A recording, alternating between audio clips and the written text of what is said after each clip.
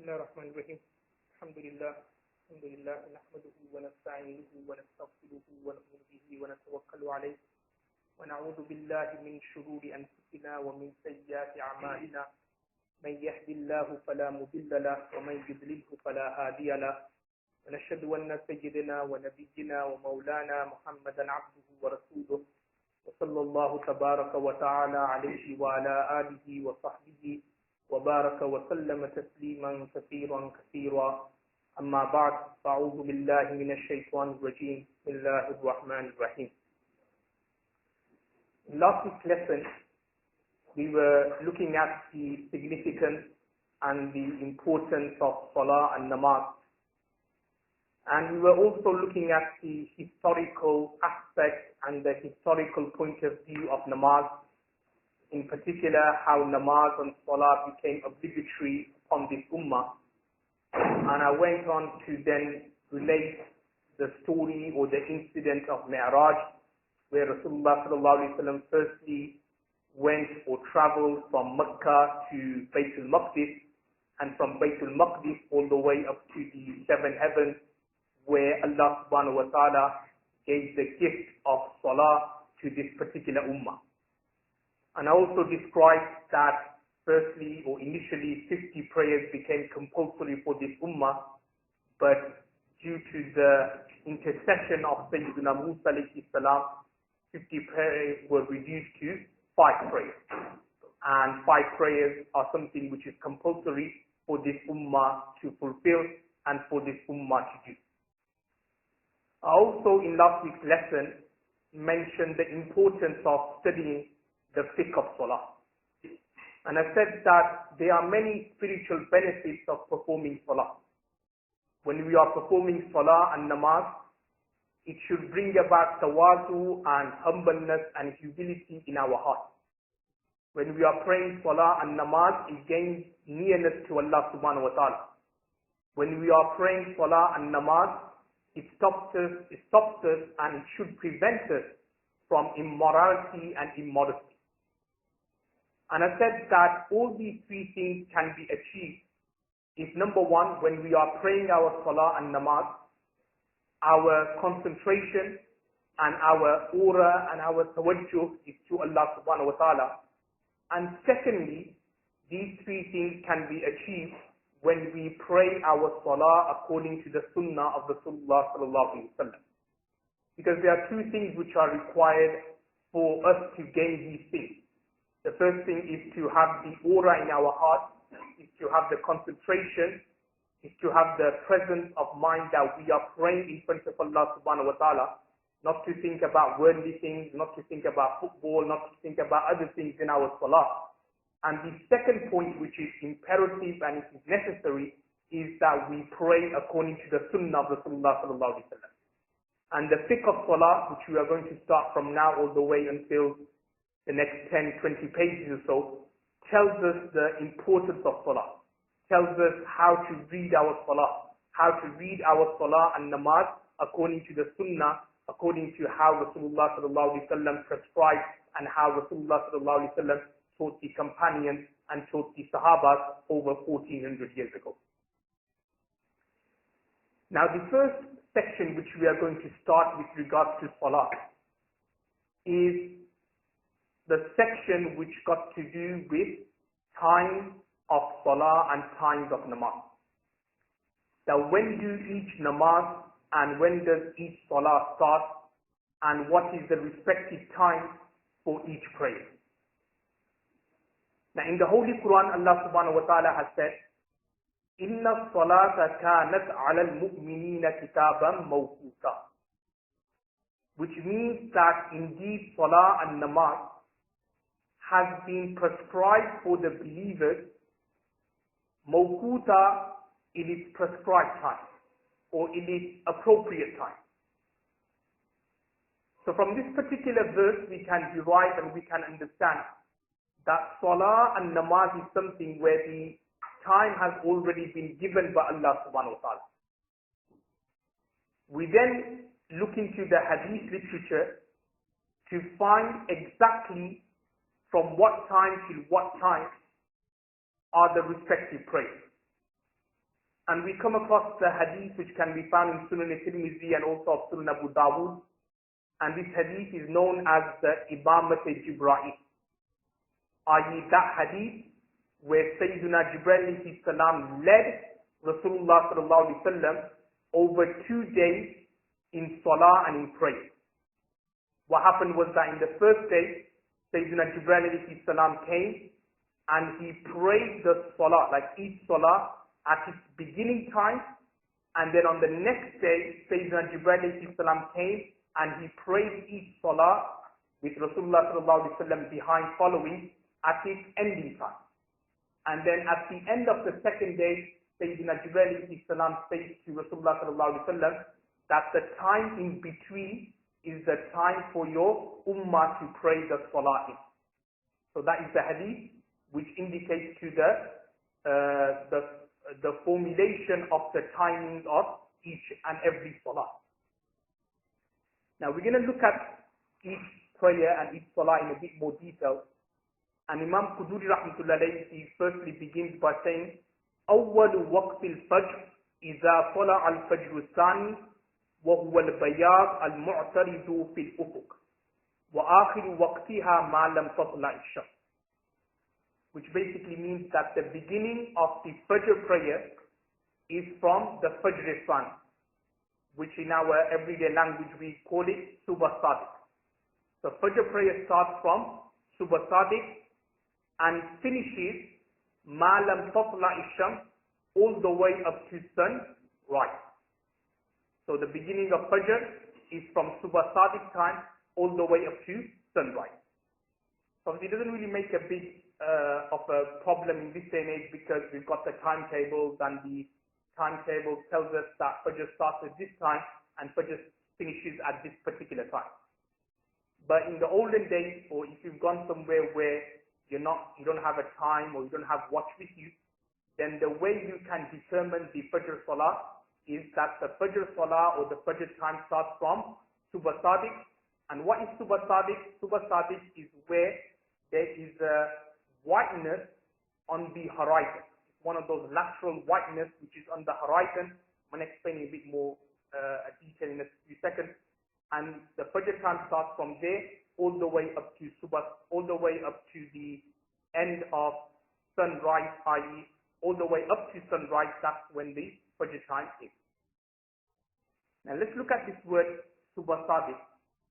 There are two words here which can be found in the literature or in the books of fiqh. One is called Subh Sadiq and another one is called Subh Kadhib. Subh Sadiq means the true dawn and Subh Kadhib means the false dawn. Now what is the difference between these two terminologies? What happens in the night is that at night time, say 3, 4 o'clock in the morning, it's pitch black. If you were to wake up, say, for Tahajjud prayer, or if you were to wake up at that particular time, and if you were to look outside your window, you will see that the sky is literally pitch black. Then what happens? All of a sudden, you will see some kind of whiteness. And then you'll see this whiteness kind of glowing in the background. And then after a few minutes, this whiteness disappears and it becomes totally black again.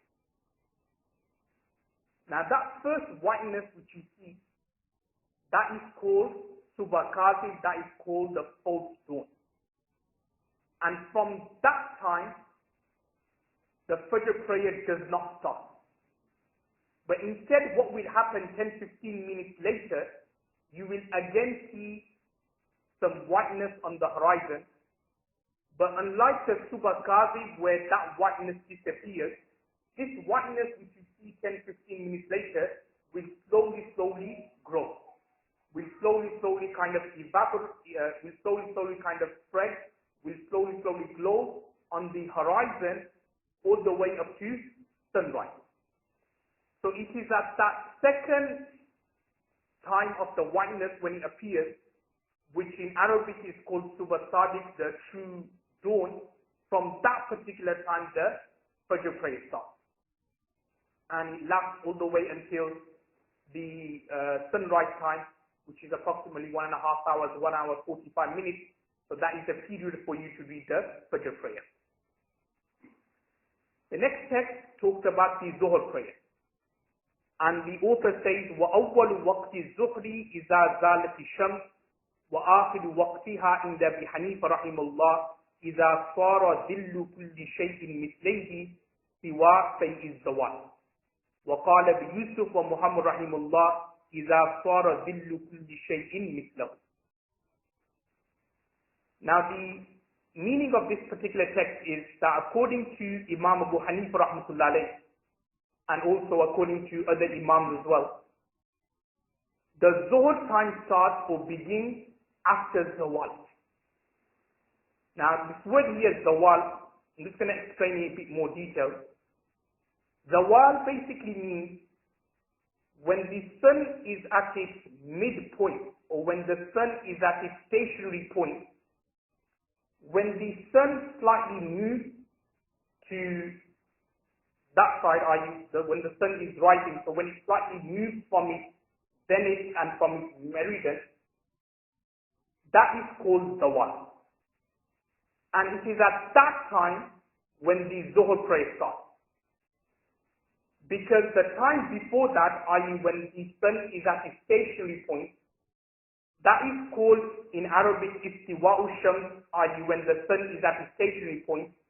And at that time, to pray any salah is in fact haram and unlawful. And we're going to look at that in a bit more detail later. But zawal literally means when the sun moves from its place, from that particular time, that's when the Zuhr prayer starts. And there is no difference amongst the Imams, amongst the scholars, that Zuhr time starts at Zawal time. However, there are differences amongst the Imams on what time does the Zuhr prayer finish. Up to what time can you read the Zuhr Salah?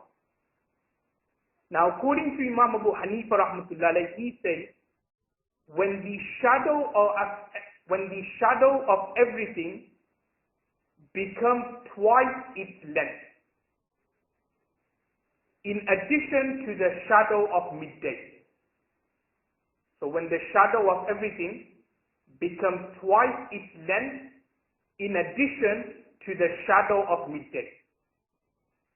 What I mean by that is, at 2-3 o'clock in the afternoon, all the things which are outside, like for example buildings, cars and so on, it starts growing a shadow. Now if that item or object, its shadow is twice its length, then up to that time you can read your Zuhr Salah. And thereafter, the Asr time will start. So if you take an example of say, a building or a house and so on, so just imagine this is the wall of the house. So at 1 o'clock or say at 1:05 when we read our Zuhr Salah, there's hardly any shadow there at all. But over the afternoon, gradually you will see the shadow forming, and that wall, if that now has, its shadow is now double its size, besides the actual shadow. So because everything has a shadow, so we're not taking that into consideration. What we take into consideration is besides its original and actual shadow, if the item or object is twice its length, the shadow is twice its length, up to that particular time you can read your Asr Salah. And this, according to Imam Abu Hanifa rahmatullah alayhi, is known as the Misl Thani time.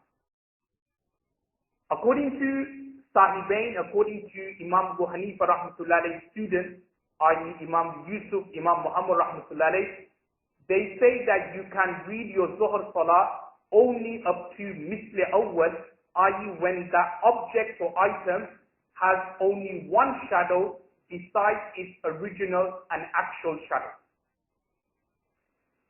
Now the difference between them two is around 15 to 20 minutes. So it's not really that much of a problem or that much of a big issue. The difference between these two times, i.e. Misl Awwal, the first shadow, and the second shadow, is around 15 to 20 minutes. And the Hanafi ulama do say that you should read, just to be on the safe side, you should read your Zuhr prayer before the first shadow, before Misli Awwal. And you should start your Asr prayer at Misli Thani, i.e. at the second shadow. So let me just give you examples. Even though in our mosque timetables it may say that, say for example, Asr starts at 4 o'clock in the afternoon. It may say that Asr begins 4 p.m. Now that timetable which you are following is following the Misli Thani point of view. It's following the second shadow point of view, which is according to the Hanafi fiqh. So even though the Asr prayer starts at 4 o'clock, and as you all know that the Zuhr Salah is all the way up to the Asr prayer, however, our ulamas have said that it's preferable, just to be on the safe side, that you finish praying your Zuhr Salah 15 to 20 minutes before your Asr, or before the beginning of the Asr prayer. So you shouldn't delay your Zuhr prayer all the way up to say 3:55 in the afternoon or 3:50 in the afternoon, but instead try praying it before 3:40, 3:35 up to that particular time. And then afterwards wait until the beginning of the Asr time, and then at the beginning of the Asr time start your Asr Salah. Now a common question which is asked by many brothers here, and this question people ask during the winter, where, as you know, the times of Dhuhr and Asr are very, very close together. There's not that much of a gap as there is during the summer months. But during the winter, it causes a problem where, say, for example, Dhuhr starts at, say, 12 o'clock in the afternoon, 12 p.m. At noontime, that's when Dhuhr starts. And say at 1:45 or even 1:50 or say around 2 o'clock, you've got your Asr prayer starting. Now, the question brothers ask is that, for example, they've got work, so they only have, say, time to read Zuhr Salah, but if they were to wait all the way up to the second shadow, they won't be able to read the Asr Salah because their break time doesn't allow it. Or just say, for example, those who are studying at universities or colleges, then they only have a break time where they are only able to pray the Zuhr Salah, but they don't have a break to read the Asr prayer because of lectures, because of classes and so on. So I'll give you an example. Just say the Asr Salah finishes, say, at 2 p.m. begins at 2 p.m. according to the Hanafi school of thought if we are following the second shadow. Whereas if you are following what Imam Abu Yusuf and Imam Muhammad Rahimullah say, they say that Asr is starting at 1:40, which is at the first shadow. So it's like a 20-minute gap. So the question is that, can someone say read his Asr Salah after the first shadow, say at 1:45, can he read his Asr Salah at that time? Or just say, for example, those who go to the Haram, because the Haram, they follow the Hanbali school of thought, so they start or they read the Asr prayer after the first shadow. They don't wait all the way up to the second shadow, but instead they read the Asr at the first shadow. So the question is that, can we follow them and read the Asr Salah at that particular time? So the answer is that yes, you are allowed. So whether you are in the Haram, or whether you're in the UK and you've got like work problems or work issues, or whether you've got lectures or whatever, then in that situation, it is permissible for you to read your Asr Salah at Misli Awwal after the first shadow, and there's no need for you to wait all the way up to the second shadow. But remember, what I'm just telling you doesn't apply in everyday situations. It's only in those situations where a person's got work issues, work problems, or he's got classes or he's got lectures where it's going to be difficult for him to take extra time off for the Asr time. So what does he do? He will be allowed to read his Asr Salah after the first shadow, after Misli Awwal, which, as I've already mentioned, there is approximately 15 to 20 minutes gap between those two times. So that is the masla with regards to the Zuhr prayer. The next text goes on to talk about the beginning of the Asr time. So as Imam quduri says that the Asr time begins according to the aforementioned two opinions, i.e. according to Imam Abu Hanifa rahmatullahi, the beginning of Asr will be after the second shadow. Whereas according to Imam Yusuf and Imam Muhammad rahimullah, the beginning of Asr will be after the first shadow. And when does the Asr prayer finish and end? وَآخِرُ وَقْتِهَا مَا لَمْ تَغْرُبِ الشَّمْسُ. And the end of the Asr prayer is all the way up to sunset. And we're going to look at it inshallah in detail probably in next week's lesson, that you should try and pray your Asr Salah around 15 to 20 minutes before Maghrib time. Because 15 to 20 minutes before Maghrib time, that's when the detestable and the makruh time starts. And that is when the sun becomes pale and you can look directly at the sun. So when the sun is about to set, then to read Asr Salah or to delay your Asr Salah all the way up to that time is makruh tahrimi and severely disliked. But in terms of the obligation, the ruling is that just say if an individual did delay his Asr Salah all the way up to that time, and he's reading his say 10 minutes before Maghrib Salah, then his Asr Salah would still be accepted, even though it would be disliked in makruh, but his Asr Salah would be accepted. The next text then goes on to talk about the beginning of the Maghrib time. So Maghrib Salah begins إِذَا غَرَبَتِ الشَّمْسُ, when the sun sets. So when the sun sets, that's when the Maghrib Salah begins. وَآخِرُ وَقْتِهَا مَا لَمْ تَغِبِ الشَّفَقُ, and the end of the Maghrib time is when the shafaq, or when the whiteness does not disappear. Now like with the Zuhr prayer, there were differences between Imam Abu Hanifa and Imam Yusuf and Imam Muhammad in terms of when does the Zuhr prayer finish, and I mentioned the issue with regards to the shadow. The same difference also can be found with regards to the ending of the Maghrib prayer and the beginning of the Isha prayer. Now the author here has used the word shafaq, that when the shafaq or when the whiteness disappears, then the Maghrib time will finish and the Isha time will begin. Now there are two interpretations of the word shafaq. Either it could mean shafaq-e-ahmar, i.e. the redness, or it could mean shafaq-e-abyad, i.e. the whiteness which is on the horizon. And I'll give you an example. Now what generally happens is that after Maghrib, or when it's Maghrib time, the sky outside is not dark. It's still kind of whitish, it's still glowing in the background, and it's not dark. Obviously it's slowly getting dark, but it's not completely pitch black. Now what happens is that after the Maghrib Salah, 1 hour 15 minutes to 1 hour 20-25 minutes after the Maghrib Salah, you will see some redness on the horizon. Now when the redness disappears, then there will be some whiteness on the horizon. Now according to Imam Yusuf and Imam Muhammad rahimullah, they say that the Maghrib Salah finishes when the redness in the sky disappears and then the whiteness comes. Whereas Imam Abu Hanifa rahmatullah says that the Maghrib Salah finishes when the whiteness which has come after the redness disappears and it becomes pitch black.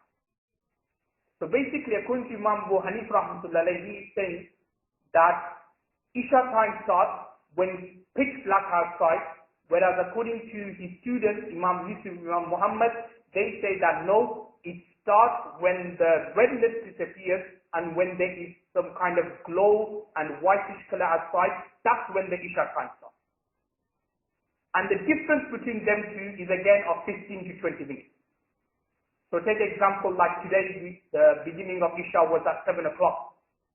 So according to Imam Yusuf, Imam Muhammad, they would read their Isha Salah, or according to their opinion, Isha Salah would begin at 6:40. Because around 15 to 20 minutes gap between them two.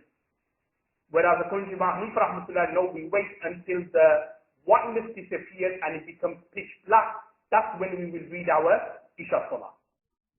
So this is what this particular text is telling us, that Maghrib Salah ends when the shafaq disappears, and that is that whiteness which you see in the horizon, ba'd al-humra, after the redness, in the Abi Hanifa rahimullah, according to Imam Abu Hanifa rahmatullah alayh, whereas Sahibain, according to Imam Yusuf, Imam Muhammad, they say that shafaqiyya means the shafaqi ahmad, the redness which, when that disappears, that's when you will read the Maghrib Salah until and afterwards the Isha time will start. And then the next text very quickly just talks about the beginning of Isha. So the beginning of Isha, as I've already explained, starts when the shafaq disappears, whether the redness or the whiteness according to the different opinions which we just looked at. وَآخِرُ وَقْتِهَا مَا لَمْ يَطْلَعِ الْفَجْرِ, and the last time or the ending time of Isha is all the way up to the Fajr prayer. So technically speaking, you can read your Isha prayer all the way up to Fajr. As we're going to look at later, that to delay without any reason after half the night is considered makruh. You should try and read your Isha prayer up to 1/3 of the night. But technically speaking, in terms of its time and obligation, the Isha Salah can be read all the way up to the next day's Fajr. So if you haven't read your Isha and you were to read it at 3 o'clock at night time, then technically speaking, your Isha Salah will be accepted and your Isha Salah will be done. Now I'm just going to slightly move away from this particular topic and look at a very important issue. Now at this moment in time it may not be as important, but in the next few years you will see that this issue will become quite big. And the issue which we're going to look at here, and I'm just mentioning this not so that you can understand, but just to like give you a taste of what this particular issue is and what you may come across or what you may hear people talk about and speak about in the next few years or so. Just to like highlight and make everyone aware of this particular ruling and of this particular issue. Now the issue which we're going to look at is with regard to the Fajr and the Isha time in Britain or in the UK during the summer months. Now let me just clarify.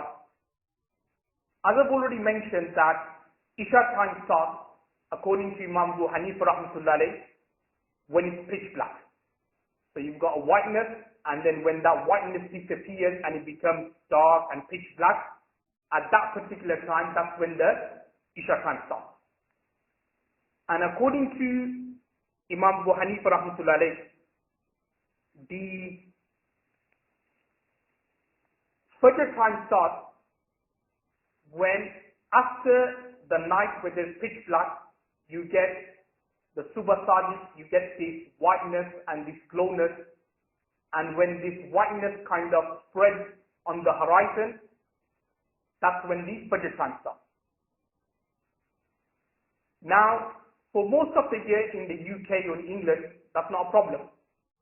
During the winter months, as you can see, it gets nice and dark very early. We can read our Isha prayer, and then later on in the night time, when it's Fajr time, you get this Subha Sadiq, you get this kind of glowness, and then the glowness kind of illuminates and spreads on the horizon, and that's when the Fajr time starts.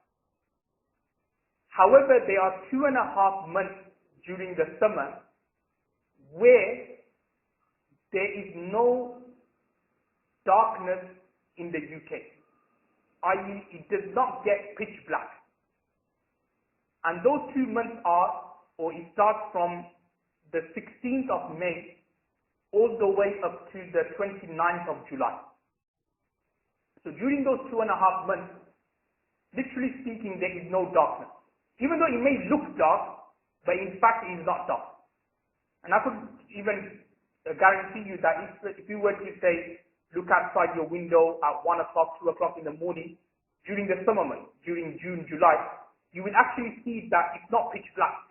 You could actually see some glowness and some kind of horizon, some kind of glowness on the horizon.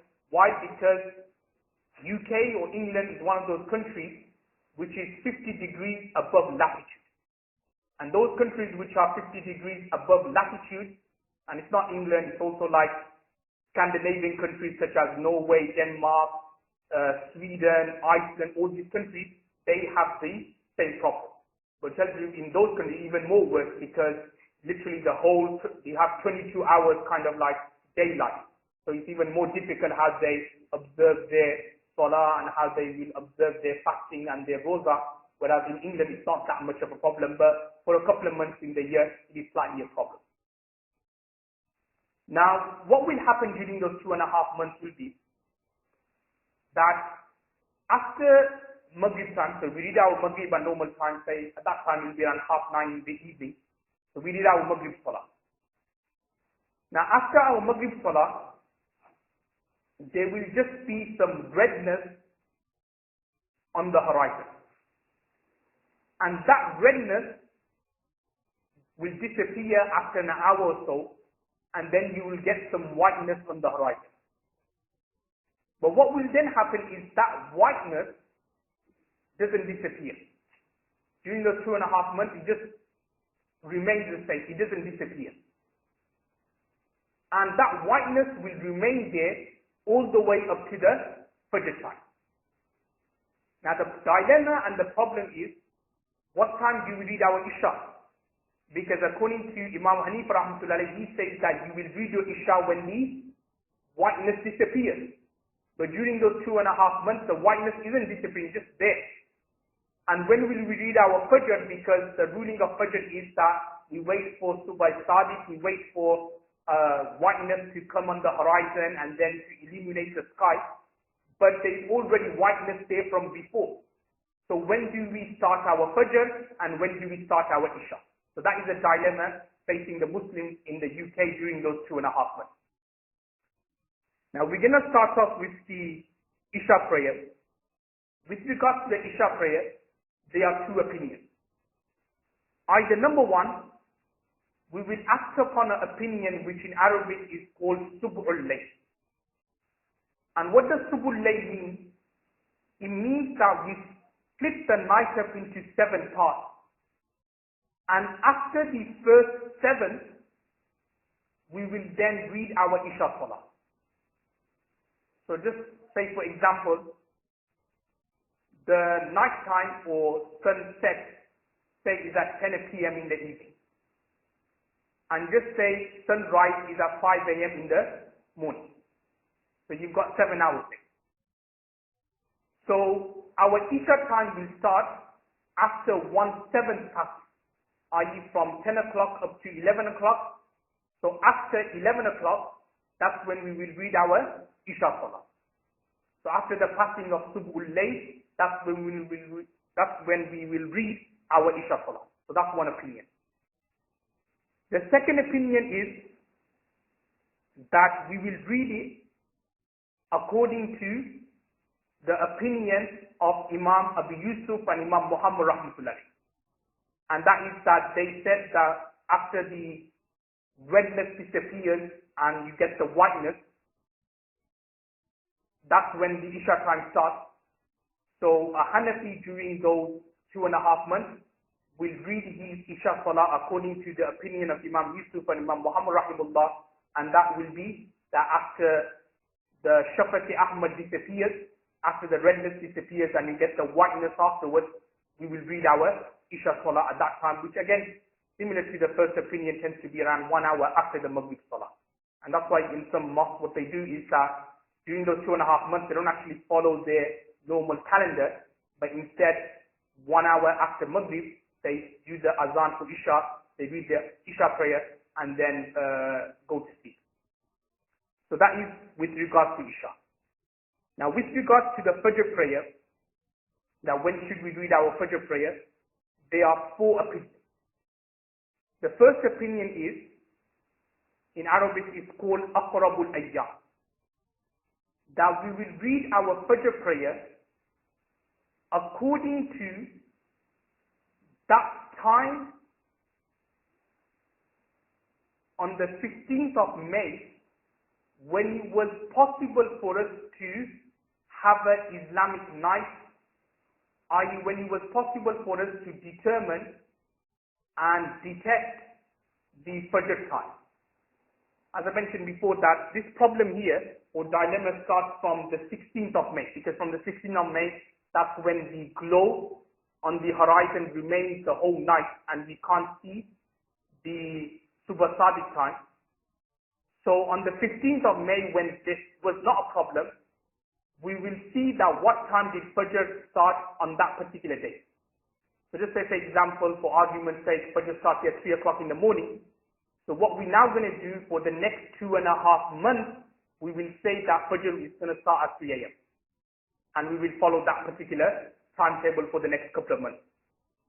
That's one opinion. The second opinion is Aqrabul Bilad, which means that the nearest country to the UK, to England, which has a Shar'i layl, which has an Islamic nightfall, we will follow their timetable for the next 2.5 months.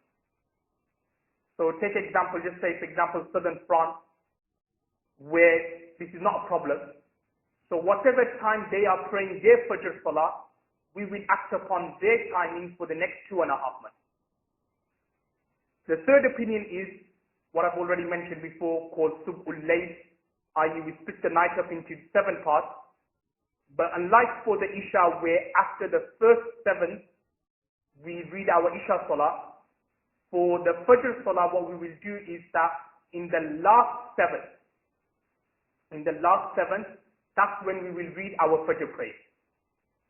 So I'll give you that same example again. Just say if sunset is at 10 p.m. in the evening and sunrise is at 5 a.m. in the morning. So the last 7, i.e. from 4 a.m. till 5 a.m., we will read our Fajr Salah. And the fourth opinion with regards to the beginning of the Fajr prayer is something in Arabic known as Nisful Layl.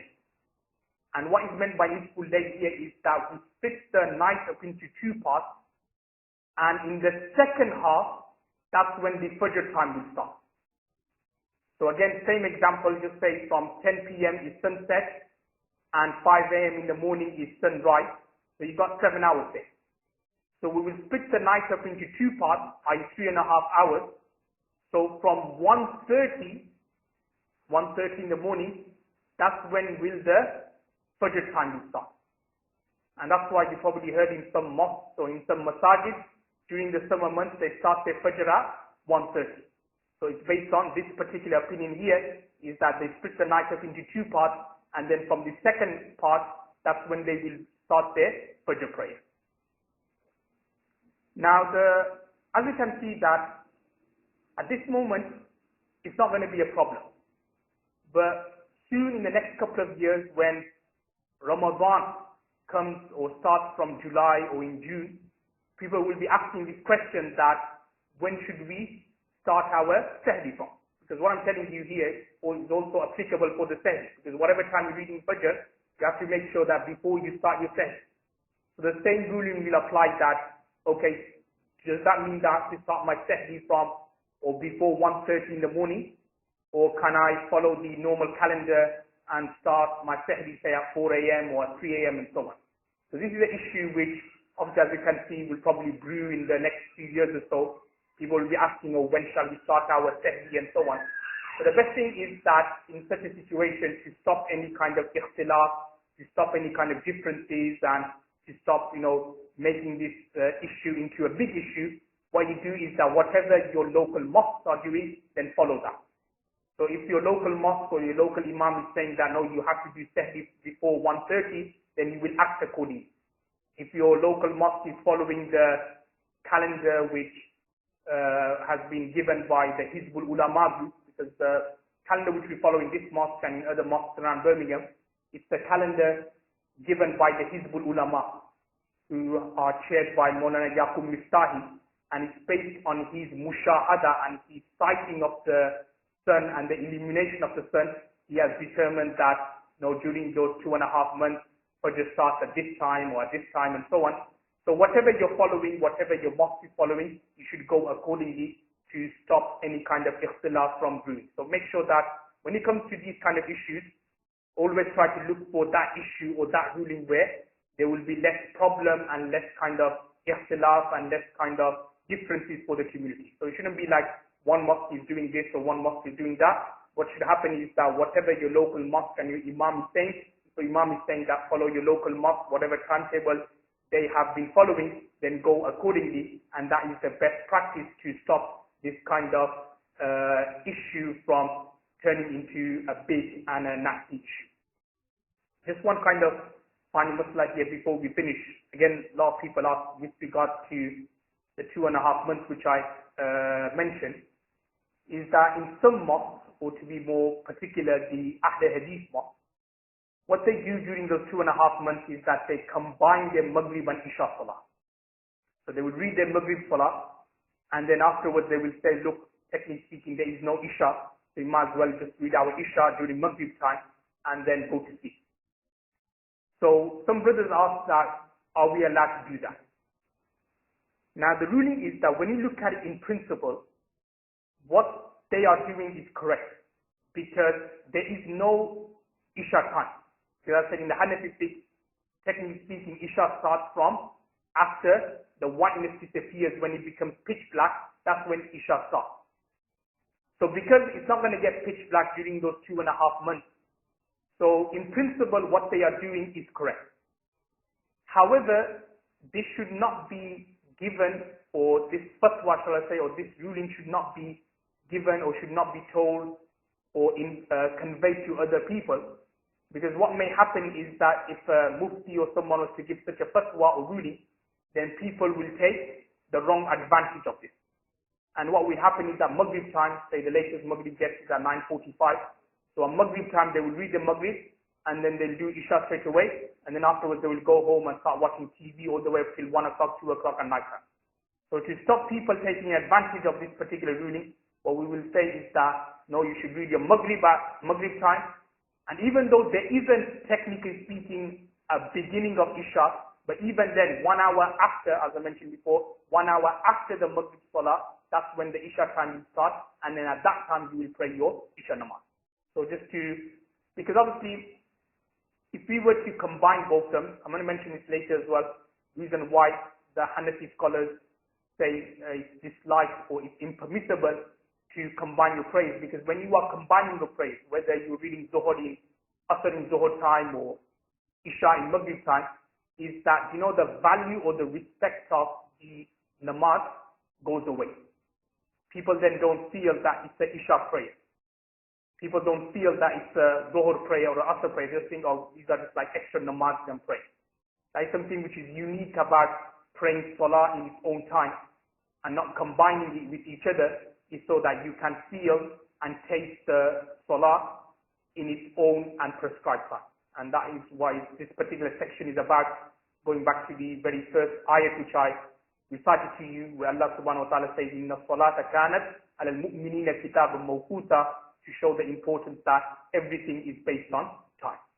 And just like an anecdote from here, when we look at all our ibadat, generally saying that when we look at all our ibadat, Allah subhanahu wa ta'ala has given a time for each and every ibadat which we do. Allah subhanahu wa ta'ala has said that Fajr is from here to there, Zuhur is from here to there. Even other things which I've already mentioned, such as doing masa over your leather socks. Again, Allah subhanahu wa ta'ala or the Sharia has said that the minimum, or for a muqim, for a resident, it is 24 hours, and for a musafir and traveler, it's 72 hours. We also looked at the issue of women who are on their periods, and I mentioned that the minimum period for a woman is for 3 days, and the maximum is 10 days. When we look at every single aspect of our deen, Allah subhanahu wa ta'ala and the Sharia has always given us a time limit. That do this at this time, or this ibadat you do it from here to there. And the reason why Allah has done that, and the reason why the Sharia has done this, is so that we, i.e., we the servants of Allah, we as Muslims, can understand and value time. We can see the importance of time. When Allah subhanahu wa ta'ala has put so much emphasis on time, then we should also see and we should also value this time. Because time and work is something like, if we use it and utilize it in a good way, then we will be rewarded in the hereafter. But if we spend it in a wasteful way, or we spend it on things which are not in need or in futile things, then that time, that 1 hour, that half an hour which we wasted, we can't get it back. There are certain things which you can get back in life. You know, if you, for example, you sold your mobile phone and then you want your mobile phone back, you could still contact the seller, and if you were to up the price, you know, he may resell that phone back to you. But there's one thing which you can't get back, and that is time. Because when time goes, you can't get it back. So that's why the Sharia in various places has always told us to utilize our time, and more important, not to waste your time. You know, that is one regret which a Jannati, a person in paradise, will have in the hereafter. He will say that if only I read one extra subhanallah, if only I read one extra tasbih or dhikr or said la ilaha illallah, I would have got something, I would have got a Jannah which is 10 times better than the Jannah and the paradise which I have. So that is one regret even a Jannati will have in the hereafter. This is something which is very important. Utilize our time. Obviously attending talks and dars, that's very important. You know, obviously other kind of talks or activities which take place in other masajid, try to attend them.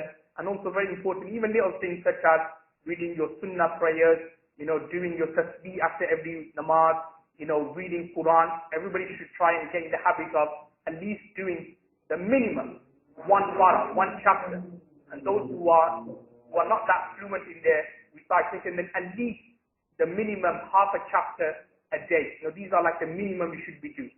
Because as mentioned in the books of hadith, that it is a duty on every single Muslim, whether he has memorized the Holy Quran or not, to complete one khatam of the Holy Quran in 40 days.